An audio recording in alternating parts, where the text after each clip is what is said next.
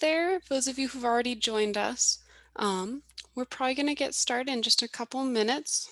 We'll wait till 12:30 exact before we get going.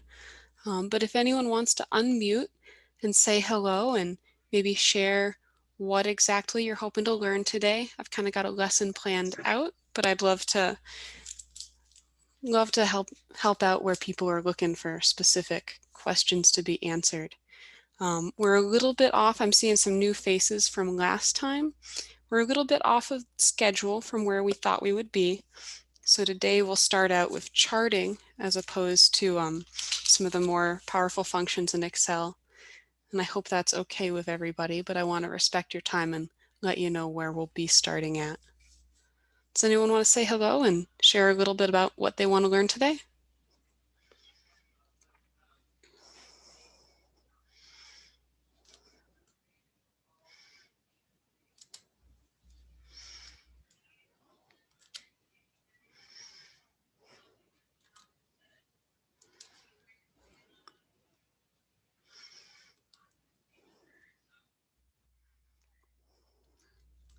And also just a heads up for everybody, we are recording this so that it can be posted to the website later.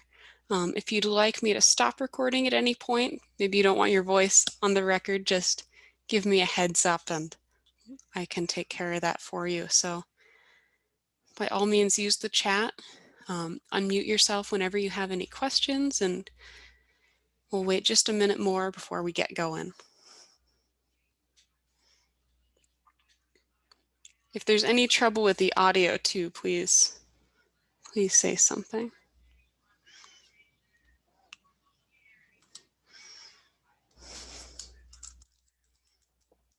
Sound is coming through great for me, Brianna. Thanks. All right, perfect. Thank you.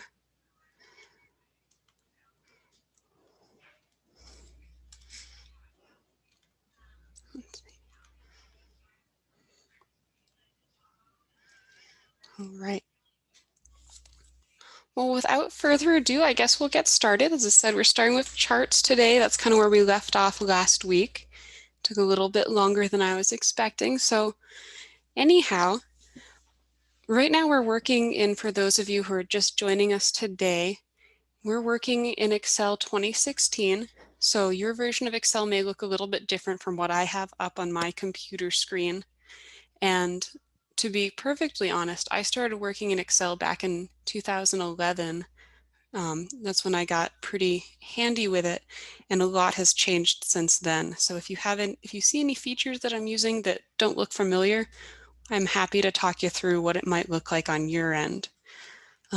In this case, what I want to go over was just how to get started with basic charts. And Excel 2016 makes it really easy. All the charts are located on the Insert tab. So up at the top ribbon, click Insert. And here we have the recommended charts right in the middle of that toolbar. And what's really easy and handy is you can just click, for the most part, if your data is set up in a way that Excel can read it and use its AI to figure out what are your columns, what are your rows, and how generally your data will probably be organized. You can click recommended charts and it does a usually pretty good job of making that guess for you. You can see some things maybe aren't quite right. It has a little bit of a strange title there, but it makes an intuitive guess about what type of graph or graphical tool would best display your data. In this case, we have just some categories with some values, so it knows there's no scatter plot involved. This is just going to be some sort of bar graph or chart, but something interesting that it does is it has this option here. This was new in Excel 2016, the Pareto chart. And this it does because it sees the dollar signs over in the data that it's grabbing, and it knows this is coming to some sort of total. And it lets you see both the percentage that these options create and, the percentage that these different categories contribute to the total, as well as their dollar amounts. But if we were just looking for a normal bar graph, we would click on that, hit OK, and we see this chart come up right here. And it's a pretty basic chart. There's no labels. We can go in and change that ourselves. And I'll just show you briefly how I learned how to make charts in Excel, because this is kind of useful, I think, to know if you don't have a data set that can easily be just turned into something through the little AI that Excel has. What I learned how to do when I was starting in Excel, I would click somewhere random and have to know going in what kind of chart I wanted to begin with. In this case, I'd know I want a 2D column chart, and you can see a little kind of preview of what these look like underneath, and click the little drop down, get some more options. And I'd click it and it would come in and there'd be no data. It's just a blank chart. And from there, I would go to select data, and then I could tell it either the data range, and in this case, that would be the easiest option. I could just click anywhere on my sheet and grab that data, highlight it, and now we see pretty much the same chart as before. I could also do it piece by piece. You can see how it has plugged those in. It has grabbed the total column, put it over here as this series, and then grabbed the items as its x-axis labels. And so we could do that ourselves too. So maybe if we had more categories, we could edit this and then select them ourselves. In this case, it's already done that for us. So just a handy thing, and it's worth, especially as you're learning how to use charts, to open this up and just see what data it's grabbing, because sometimes it just doesn't quite work the way you expect. And you can use this as a way to troubleshoot. We could click on this, hit edit, and see, okay, so it's grabbing the series title from right here. It's grabbing the series values from right here. Just a handy way of seeing how it puts these together so that you can do it yourself later if it's something a little more complicated. So we'll hit OK again, and I'll delete this one because we don't need two up. But that's your basic way of making a chart in Excel. And there's all kinds of different formatting things that we can work with it. But we'll wait a minute on that. I'll show you this other data set that's a little more complicated, because this one, and just so you know, I'm hitting the delete key to remove those charts. It's hard to see because I'm obviously behind a screen here. In this case, if we were to click it, go to Insert, click Recommended Charts, we'll see something a little bit funny. None of these quite look like what we'd want. We have different categories for regions and different categories for products, and it's giving this sort of strange line graph as well as the bar graph along with it. And what it's doing here is that AI that Excel has is grabbing this whole set of selected data. What it's doing, here I'll delete that, is it's grabbing all of this. Because there's no spaces separating these columns or these rows for grand total and total, it thinks that's part of the data as well. So what you'd want to do is select everything that you want to include. We don't want those totals or grand totals in the final chart. Select that, go to Insert, and now we could either click Recommended Chart or any of those other chart types that I brought up if you want to do it that way. So this looks like a pretty good option here. We can hit OK. And you can see it gives us some different options for where the legend goes. I can move that around myself. And I'll show you how to move those about as well. You can also, a handy trick, if it grabs your data and it switches them around the wrong way. So maybe it put these items in as the little labels across the x-axis as opposed to the regions, or maybe we just wanted it that way. We could click this option up here, switch row and column, and now it's moved that around for us. We'd want to pull our legend somewhere that it's visible. We can click on that element, drag it down, and maybe that's a better representation of what we're trying to show here. It all depends on what you want your viewers to get out of seeing this chart. And so this is probably a good place to explain how to access and edit these different options, because we have it a little more complicated here with the legend. A really simple way to edit these is to go up to the upper left, and in the upper left there's a quick layout option. You can select that, and it gives some default formats for how these charts might look. So if you hover over, it gives you a preview. You can see this one, it puts the legend off to the right. This one has it up at the top. And now we also have, instead of a vertical axis giving the values. Now the actual values are being listed over each column. So you can look at each of these and see which looks best for you. This one has a whole chart. This would give you a really clear understanding of what the maximum values were. This one's really tight, a little bit harder to read maybe. This one looks pretty good, but it doesn't have a title on top, and maybe this is as close as we're going to get. So let's say we select that. Now we have little spots that say axis title. We can edit those. You can edit anything in this selection. You'll see this design format, and it gives you little previews here too of kind of global things to change the way it looks. Let's click back in, get that open again. But if you want some more options about something specifically, you can double click any chart element, and those are elements are like the names, the labels, even the bars themselves. If I were to double click this, oops, my little zoom menu's right in the way of that for me. There we go. We have these formatting palettes. So we have an option here to put it on a primary axis or secondary axis, change gaps, change overlap. This doesn't really apply to this graph, but it might apply to other ones. So if we were to adjust this by that bar, now we can see there's more space in between. So these are just things that you can play with until you have a graph that looks exactly the way you want it. You can close that out, maybe double click here, and we could edit the way it looks, or click in it one more time and type in whatever we want. So maybe these are products. Can do the same thing on the left, click it again, delete the inside, put in sales, give it a unit. We'll make this dollars. Probably millions of dollars would be more accurate in this case. So those are ways to just edit what's already existing on your chart. If there's something missing, there's an option up here, upper left, right next to that quick layout that says Add Chart Element.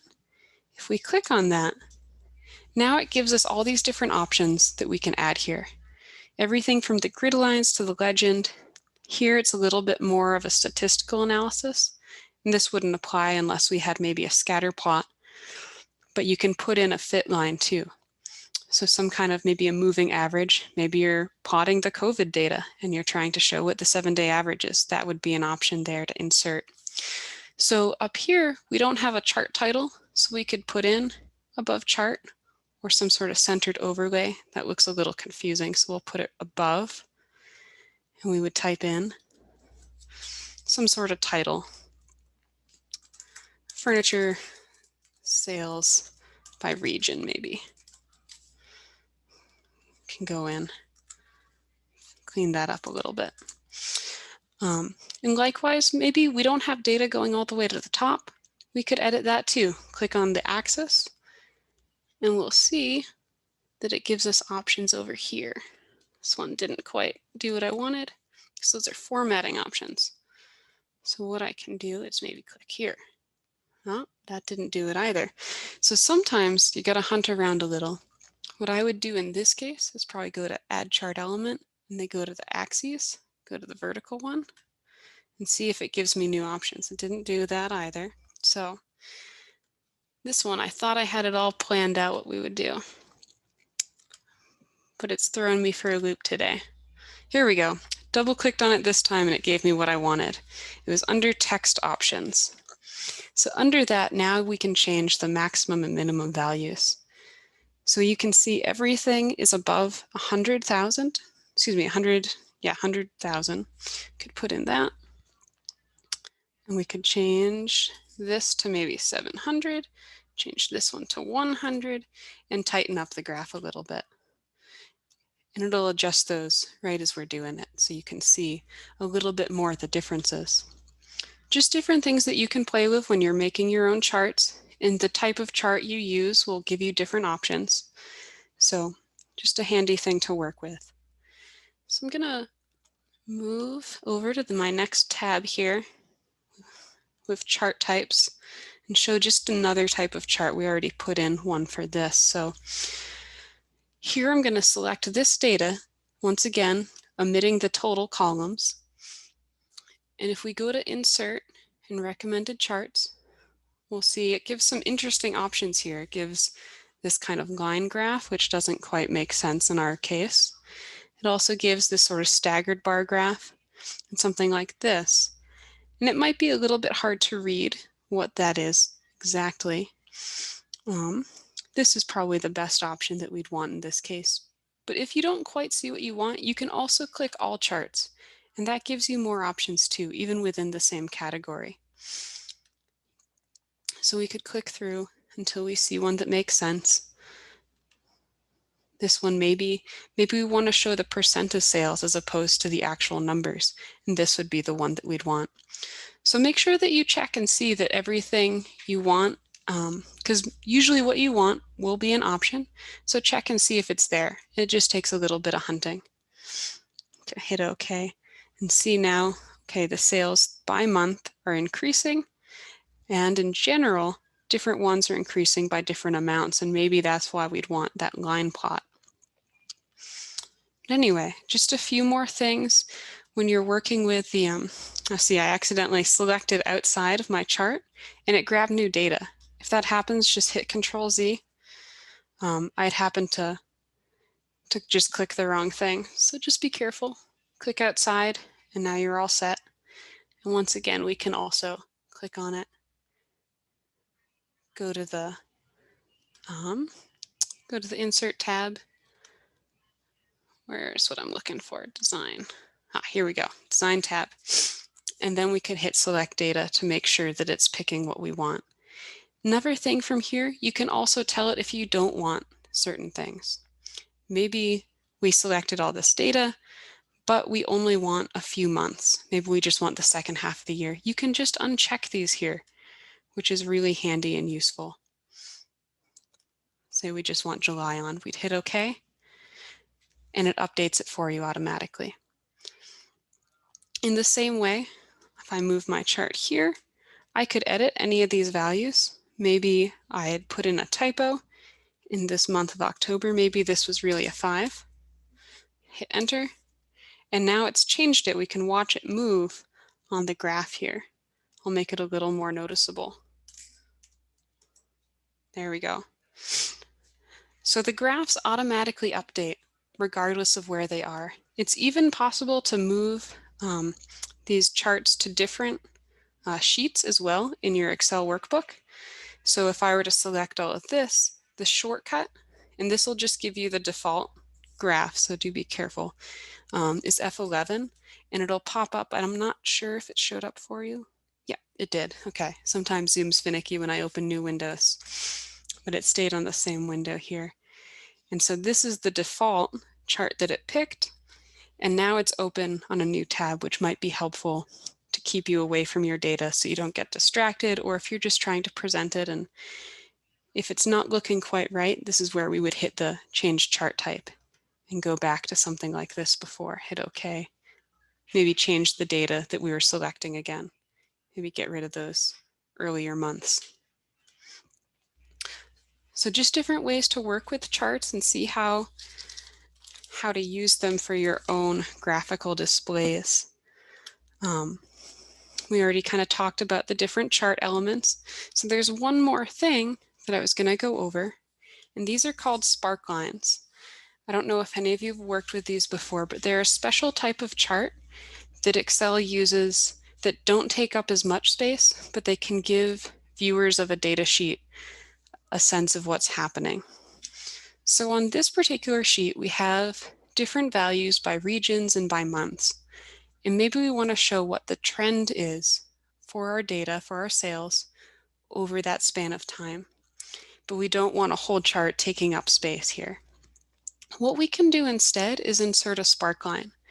And once again, it's under the Insert tab, and over to the right of charts, they're listed here. These are our sparklines. They only have 3 options, and part of that is because they occur within actual cells in Excel. So here, let me highlight the data, and I'll click Sparkline. I'll click a line graph just to start off to show you. And now it's asking me where I want the Sparkline graph to be. I've already told it what the data range is. That was what I did when I highlighted it before. And I want it to be right next to my data. So I'll select these cells and I'll hit OK, and it'll probably make a little more sense once I do that. So now what it's done is it's put a tiny line graph next to the data of each row that it corresponds to. You can do this going the other way too. Here, I'll open this up a little bit. We could do this the other way, selecting data. Maybe we just want it for these months. I could hit Insert, Sparkline, and tell it that I want them underneath. And it automatically knows that I just want these 4 values. And it's a little hard to see. This isn't something that really makes sense, but just to illustrate the point that this is something that you can also do with them. Here, I'll close that up. And these are editable as well. If I click them, we have a design tab that opens. If we click on that, we can change what they look like and also add a few features to it. In this case, it's a little bit hard maybe to see where the highest points are on these. So we might hit high point and it says, oh, yes, it is the last data point for each of these graphs. We can also do the low points and see where the lowest month of the year happened to be. In most cases, it was near the beginning. And also helpful depending on what sort of data we're working with. Let's bring up these down here. We can also insert a sparkline. We'll put those next to it as well. And something you might notice is that we can't tell where the negative numbers are. There's no axis here, but we can change that. We can highlight that, click axis, and then show axis right here. Now we have a better sense of where the negative numbers are falling. This one's almost negative for the whole time.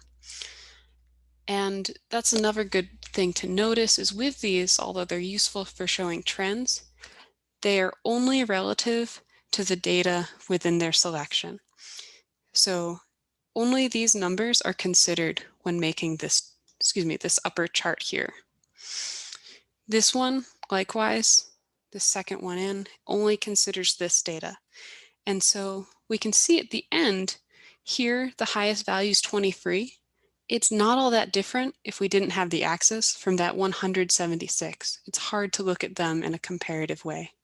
So just keep that in mind if you choose to use these to display data. You don't have that same relative view as you would with a real chart. Something that might help a little bit more is to use a different type of graph. From that design tab, we can also change it to a bar graph. And now we can see the bars going above and below the axis line. And that might help us a little more. We can also tell it that maybe we want those to look a little differently. We can select different color. I think there's a way to make the negative ones red or such. That one doesn't quite help us. That just tells you if it's negative or positive, but if you were graphing the right thing, that might be an option you'd want. So just to illustrate, these are another type of graph that you can insert. And here's another place where you could, as an example, put it below. You can also do it the other way, select the spot where you want it to be, insert that sparkline. Maybe we want this one to be a line graph. And it knows you only selected one, so that's probably where it's going. You can put in this data, hit OK. Now we've got our trend line. So that's a sparkline, just an easy small graph to help you show data in a sheet if you're not looking to put in a whole chart and get fancy with it that way. So now I'm going to move on and into the functions that I was hoping to get to this week. So here I'll bring up that screen here. I'll hit share. Let me get to the right tab. All right. Does anyone have any questions about charts or charting before I move on? Feel free to throw something in the chat too if you want. All right, so I'll keep going, but do interrupt me if you have any questions. So on this sheet, we're going to talk about how to use the if function in Excel. If is a really powerful tool when you're applying logic to Excel. And it's probably the most basic, but also the most versatile one that you might use. So in this case, what I have up on the screen is a chart that gives total costs for different product purchases. In this case, the column that's missing is the shipping column, and I want to have the shipping cost be relative to the amount that the individual or the company has purchased. So in this case, perhaps I want shipping to be free if the product cost is over $1,500. And this is where if functions would be really handy. So I'll start it off like any function, put in an equals, and the function command in Excel is just if. Here, I'll double click there, and it gives me that first parenthesis. And now it asks for logical test. And this is where you have to think about what you're trying to tell the computer. In this case, I'm asking it if this number, this subtotal number, is greater than or equal to 1,500, then I want it to be for free, the shipping. I want this value to be 0. So what I want to do is try to write that test. So if this value is greater than or equal to, and the syntax for that in Excel is the greater than symbol and then an equals symbol. Then you type in your value, 1,500. Then you want it for free. So this is what you're testing it against, asking it, does it meet this condition? We're going to hit a comma, and then it asks for what you want that value to be if it's true. So if it passes the test, we want this to be a 0. We want shipping to be free. If it's not true, if it does not pass the test, then we want it to be maybe a 2% fee. So maybe 2% of the cost. So I'll put 2% times that value. That'll be the new shipping value. I'll hit enter. So in this case, it fails the test. And so shipping is 2% of its total cost. And this column's already linked, so you can see it changing that total there. And we can click and drag and pull this all the way down. And we'll see that these values where it does pass the test are now blank, and that total cost has been unaffected. We can do this for the whole sheet here. Just scroll down to the bottom. Bloop. There we go. Fully updated. So that is one way to use an if function. And that's probably the most basic way you can use it. I'm going to sneeze. I apologize. Hold on. Excuse me. The wonders of Excel and Zoom meetings. So anyway, so this is probably the most basic if function that we could come up with. We have a simple test. It has a 0 if it's false, a 0 if it's true, and a simple function if it's false. We can make this a little more complicated too. Maybe we have some more conditions. What if we wanted to have the shipping cost be discounted but not free if the value is over, say, 500? Then it's going to look a little bit differently. We're going to have to make this if statement a little bit more complex. I'll double click it so we can see the formula again. And what I'll do is I'll clear out this part so we can talk about it a little more. So in this case, we'll start at the same spot. We still want the computer to ask, is this value greater than 1,500? And if it is, we still want that to be free. So if that's true, we still want it to be 0. But if it's not true, we now have another option that we want it to consider. And so we'll put in another if function. We'll put that in. Now in this case, when it's not true, we want it to do another test. We want it to see now if the value is greater than or equal to 500. And we could do this differently too. Maybe I rearranged it so that this was under 500, it has 2% cost, and over 500, 1% cost. You can have it test either direction. In this case, just to make it a little bit simpler, and I think a little more logical in the standpoint of looking at the biggest number, the middle number, and then anything else. I think it makes sense to do it this way. So we'll click once again on this F4 value. That's what it's looking for again. And now it's going to look to see if that's greater than or equal to 500. And if that's true, then we want it to be a 1% shipping fee.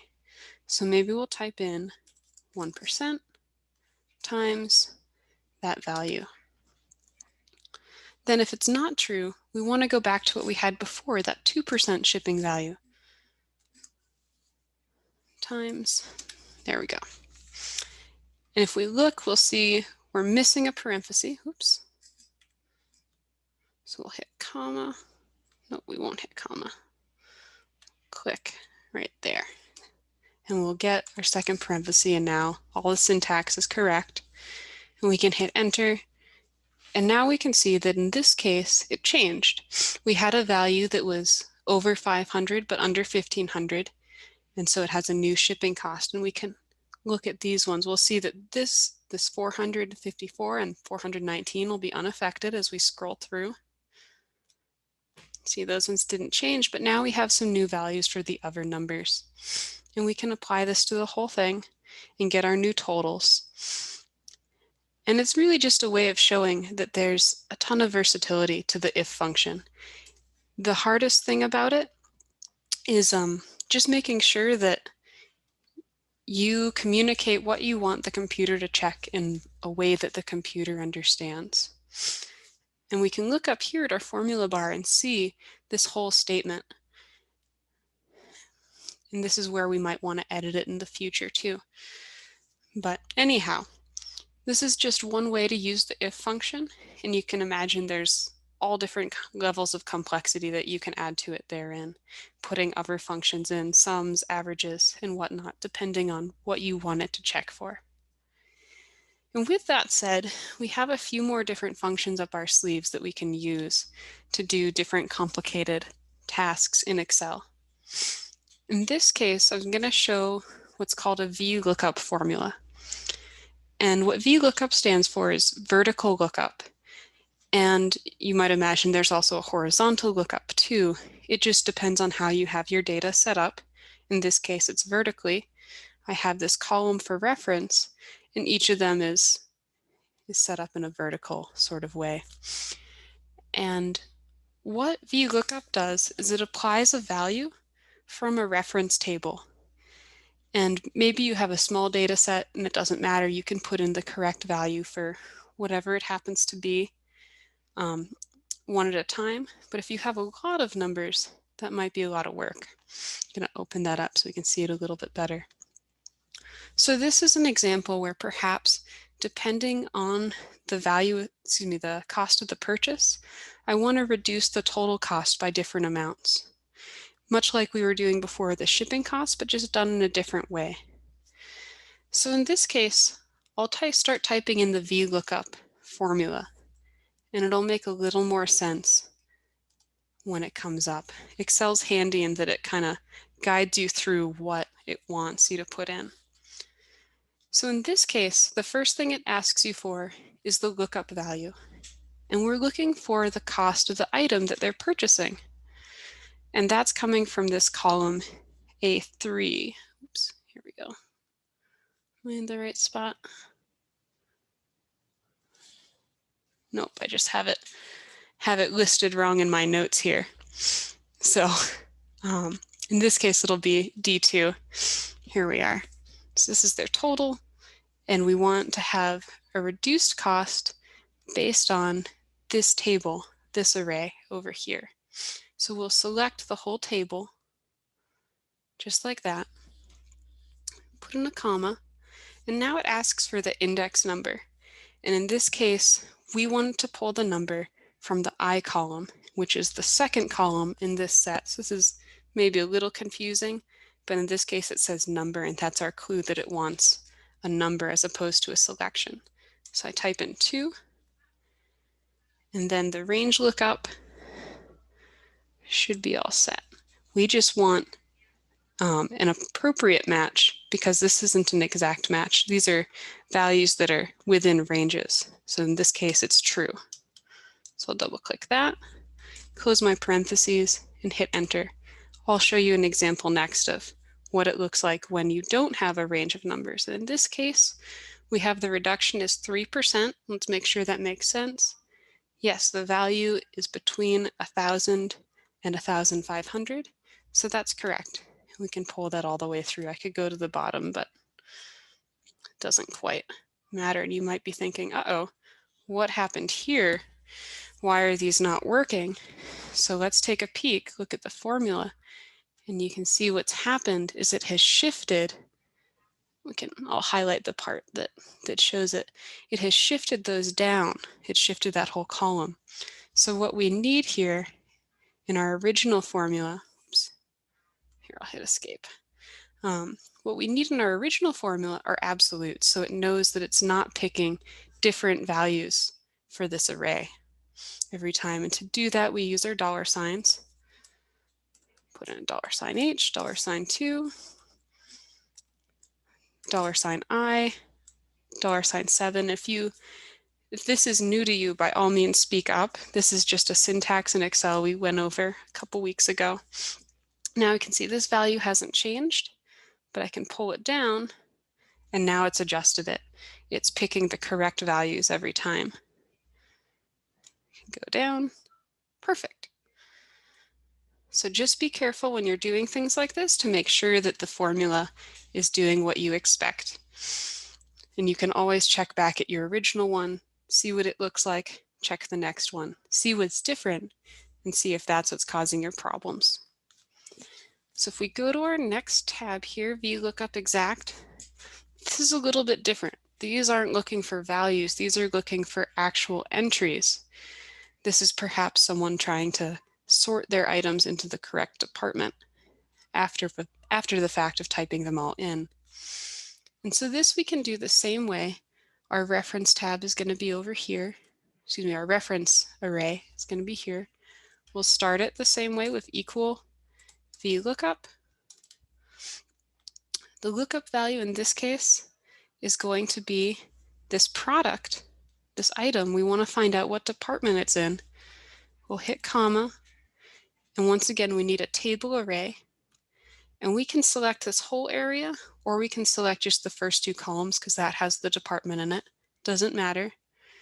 We'll tell it what column we're looking at anyway. In fact, what might be easiest, let me get rid of that, is just click up here. These are pretty long. It's easy to just select them across the top, hit comma. Now we can tell it we want it to pull from column 2, and then we'll hit comma. In this case, we want an exact match. We don't have any different kind of staggered categories like we had with the prices before. And so we're trying to match it exactly. Hit false. False is maybe a weird term for that, but nonetheless can hit enter and we see furniture.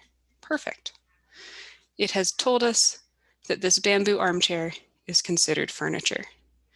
And once again, this is something that we want to be careful and make sure that the formula stays the same. We want to put in those absolutes so that it doesn't have the issue we had before. We can pull it down. And you can see why this might be easier if you have a huge set of data, even if you maybe are trying to hire people and you have an employee list and you want to apply different categories to ratings or something like that. This would be a handy way to do that quickly.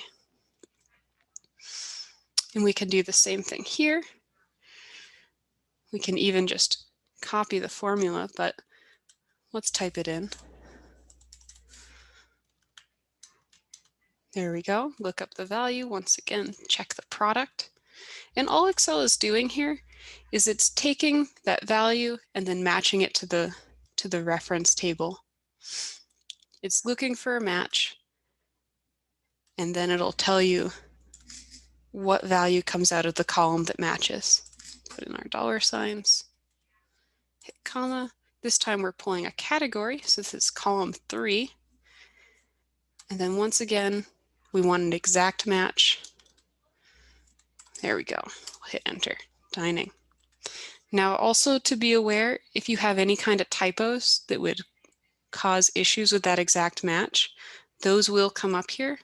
And hopefully get to, if not today, next week, different kinds of data management tools that'll let you fix those all together at once and make sure that everything is in the correct format so that you can apply tools like this and not have any issues. So as you can see, just a quick, easy way of applying a formula and a different sort of assignment to categories. One more really powerful function we're going to look at, it's called Countif, average if, sum if. These are variations of the if function, and they're pretty handy to work with. This first one is going to be a Countif example, and it's something that you would use if you want Excel to count items that belong to particular categories. So in this case, this is just about the same data set as we had before. It's just organized a little bit differently with our departments and categories. And here we'll apply the Countif function. And we want to find out exactly how many items we have in each of those categories that were sold. Not how many were sold, but how many items there are themselves. Maybe we're trying to figure out what our specialty is in this case.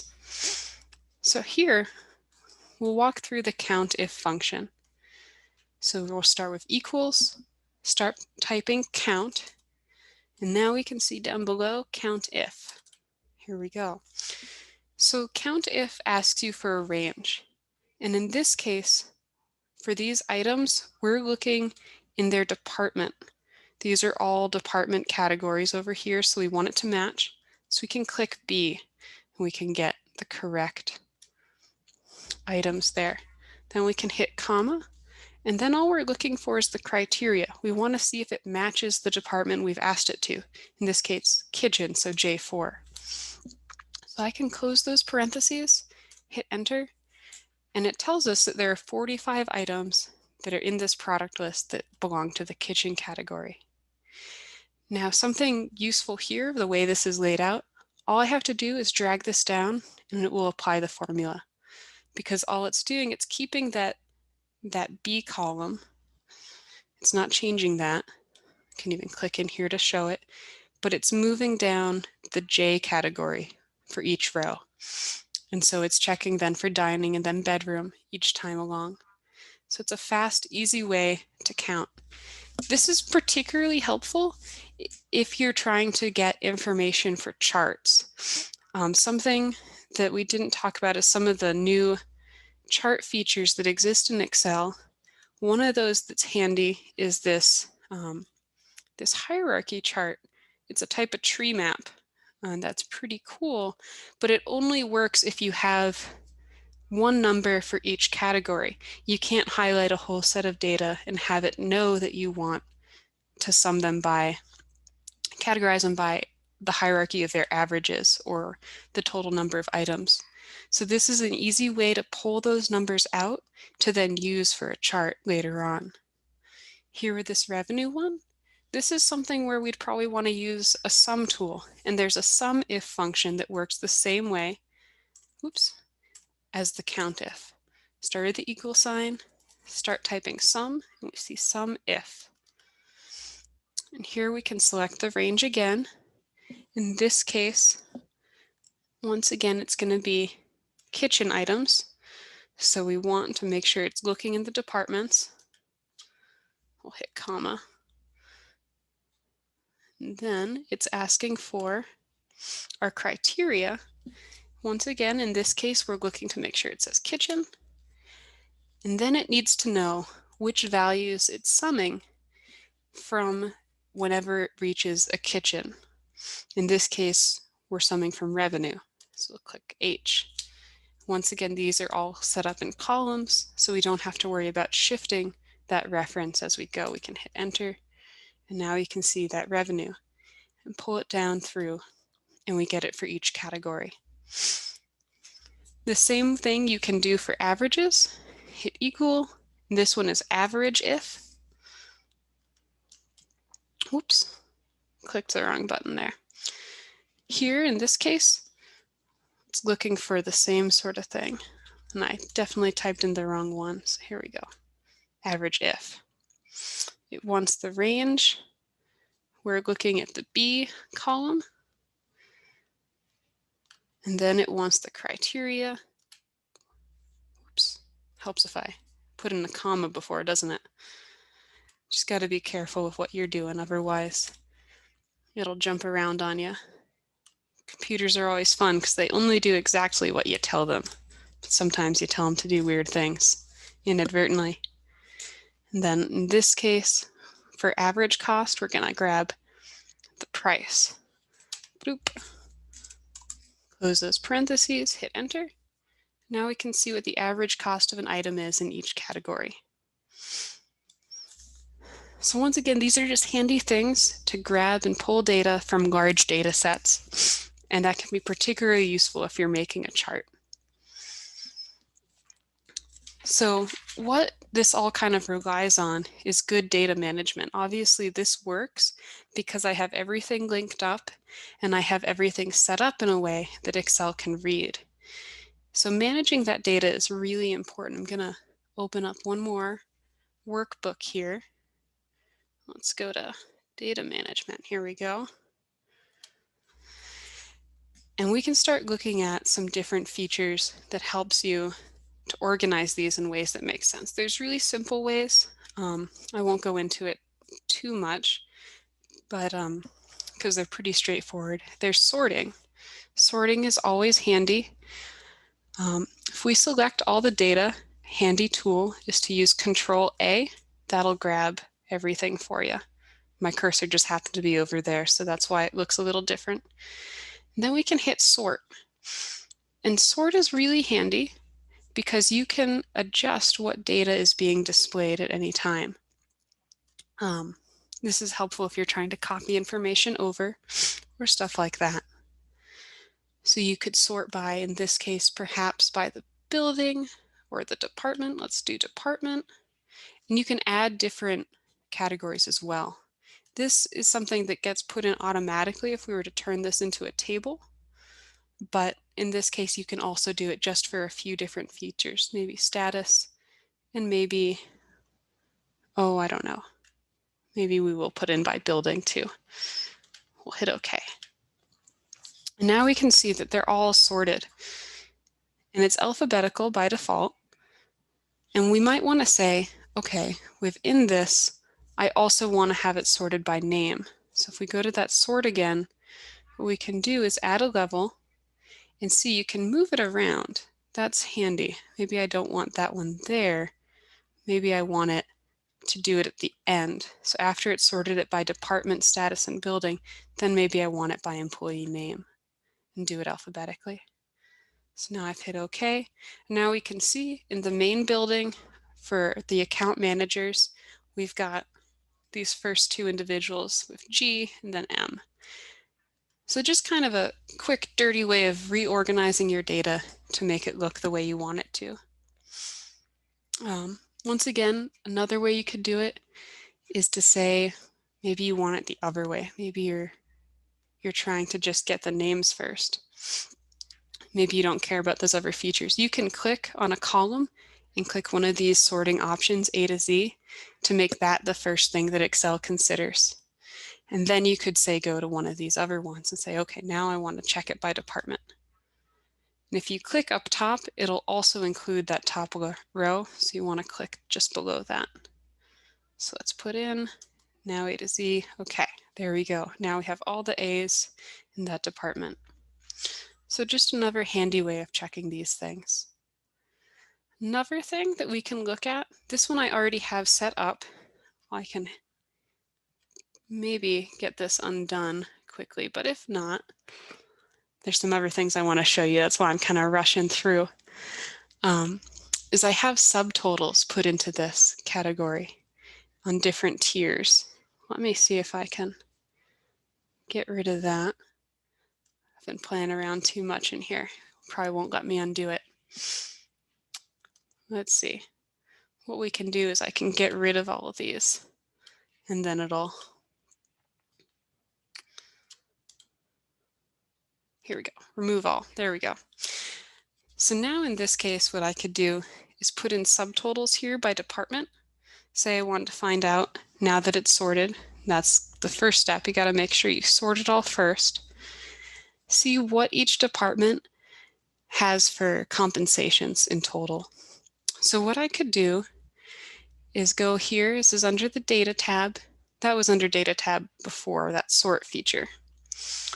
We'd go to Subtotal here on the far right, click on that, and then tell it what different things we want the subtotals to be under. Maybe I just want subtotals for compensation for the departments, and you can change this too. Maybe there was something else we want to check on. Maybe we want to see for each different status, maybe our contract workers, but department makes sense here. And we'll just check the compensations and the new compensations. We'll replace current subtotals and we'll put a summary below the data. We'll hit OK. And what it does is it breaks it out like this. And now if I scroll down to the bottom of account management, we can see it's inserted these lines that give us subtotals along the way. What's probably the most handy option for this is that over here on the left, upper left, but still on the worksheet, there's these different tiers, and we can maximize and minimize them. If I click this 2,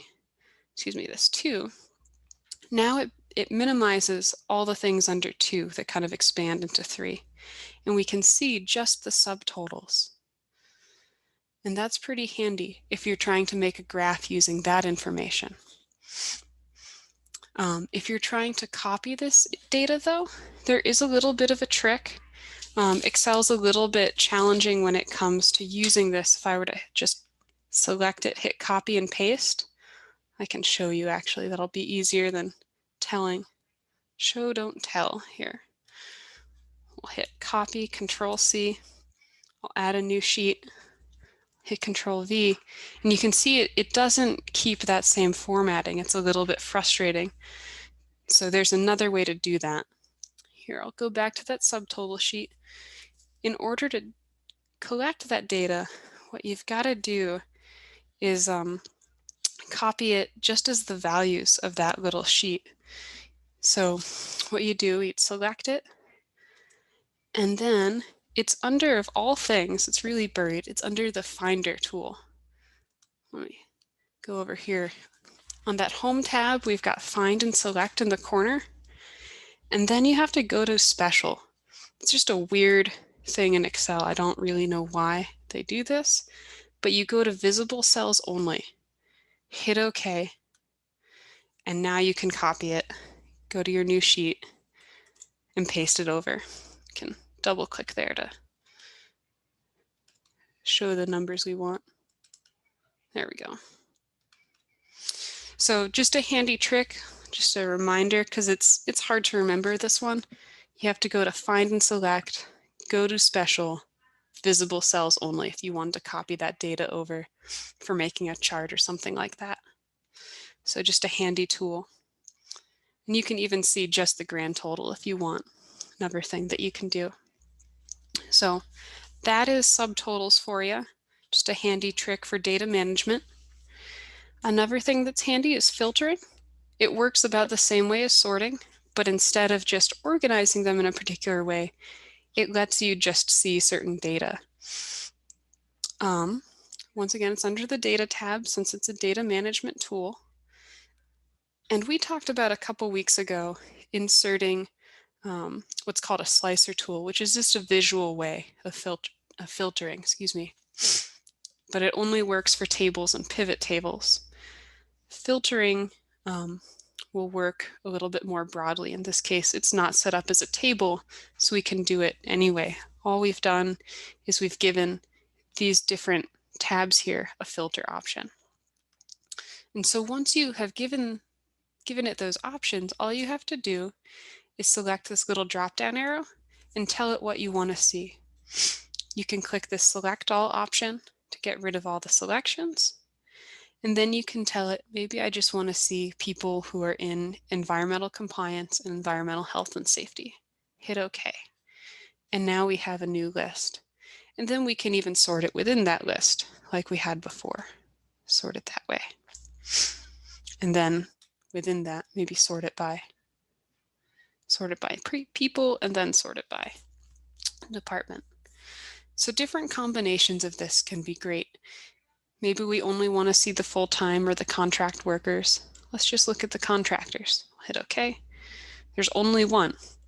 This is a handy way to find what you're looking for. And then these you can, once again, you can copy and paste. In this case, it does not have the same issue as with subtotals. I can hit Control Z. Now they're not sorted quite so much. I could copy this, Control C, even just put it in the same tab. I'll hit Control V. And I only selected one row, so that gave me some issues there, but anyway, the point being, it will copy those for you. What it's done every time, I'll hit Escape so it's no longer selecting that, is that it's hiding all the other rows. And these are things that you can do yourself, but the sorting tool makes it a whole lot easier. Once again, I'm going to have, this is the last thing I'll probably have a chance to show you today, but this is another data management tool called Splitting Data. And this is once again helpful for organizing your spreadsheets.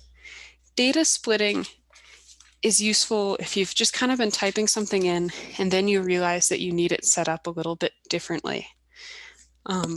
In this case, we have a bunch of folks who are put in first name followed by their last name, and then these city, state, and zip codes. We can't sort it by state at this point if we wanted to. We can't sort these by last name if we wanted to.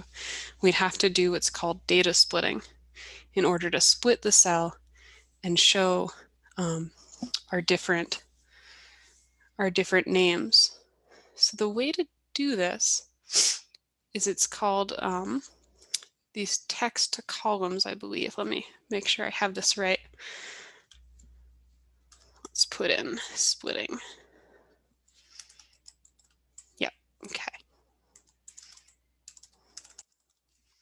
Yeah, text to column. That'll be our option here. So what we want to do is we want to create a new column for this to go into. Click on it and start to see, oh, this isn't actually quite right. We got to select our data first. So we'll select this, click text to column. And now what we can see is that it's giving us a little preview of what this will look like. We don't have any new cells for it to go into, so let's add those. We'll put in insert. Let's move those over. Here, insert. There we go. Delete. There we go. Text to columns. And then we can go to see characters such as commas or tabs separate each field. That's not quite what we've got. We probably want, in this case there's spaces. So let's try next. And it doesn't always work quite smooth. This is a little bit new to me. I was teaching myself how to do this before I came in, as you can probably tell. So what it asks for is it gives us all these steps to tell us how you want the data separated. In this case, we have it separated by commas, tabs, in this case spaces. We'll hit next, and we'll tell it which those are, in this case spaces. And so now you can see in this preview down below how it's splitting it. And that's all we need. We don't have to hit next again. As soon as it looks correct, all we have to do is hit finish. And now it's moved that data into the new column, and we can give it a title. We can make it last name. And this works for other categories as well. You just have to be careful about what exactly is splitting the data. If we were to take this category here and go to text to columns, we do have something separating the cities and the states and the zip codes once again, but it's not always the same. So let's give it some columns to go into. We'll put in right click, insert, insert, insert. So we have columns for each. And let's go in, text to columns, and we can go to, it is separated, but it's a little bit different. In this case, we first want it to be, well, if we do it by space, we're going to have Eau Claire separated wrong. So we'll click comma, And let's see what it gives us. Okay, now it has the city in the right column and it has the state and the zip code together. So that's what we want. We'll separate the next part after. We'll hit finish. Oops. I'll hit cancel. Looks like it's trying to put it in a funny column. Let's try it one more time. Sometimes it just pops that message up and we'd have to just hit undo to make sure it's not giving us the wrong thing. Hit finish. We'll hit OK. Yep, it was just throwing the warning up for no reason. So we can do the same thing with these states and these zip codes. Go to text to column, hit next. In this case, it is spaces. And now you can see there's an extra space in front of these. So that'll be a little bit tricky. What we could do is we could go through and get rid of that each time, but we can also just add an extra column and deal with it. So we'll hit cancel, add another column, and then go through, hit next. Now it looks right, hit finish, hit OK. And now it's got enough space. We even had an extra one. I was being a little bit overly nervous. And we can always delete these by right-clicking, hitting delete, and it'll clean up our data sheet for us a little bit more. Double-click. Double-clicking these to get them to snap to fit. So that is data splitting, and that's a helpful way of getting your spreadsheet together if you've had it a little bit funky in the past or you're inheriting it from somebody else and you need it formatted differently so you can sort it appropriately. So those are the tricks that I have to show you today. Here, I'll come back to the Zoom meeting. Are there any questions from anyone who's been watching today? Here, I'll stop sharing my screen, perhaps. Here we go. Hi there. This is what my actual face is. So are there any questions I can answer for you today? I see one thing in the chat. Okay. Oh, preview for next week. Next week, we're going to go into some data analysis stuff. I still have a little data management that I didn't quite get to today. A little bit about creating a pick list and creating some different tools for doing data validation, removing duplicates and that sort of stuff. But there's also some tools called Solver and pivot tables, and those will be what we get to next week. How's that for a preview? Wonderful. All right. Are there any questions before I sign off? I want to respect your time and not have the meeting go too long. All right. Well, thank you all so much for being here. I'm going to stop the recording and appreciate all of you being here to watch. Have a wonderful rest of your week. Take care.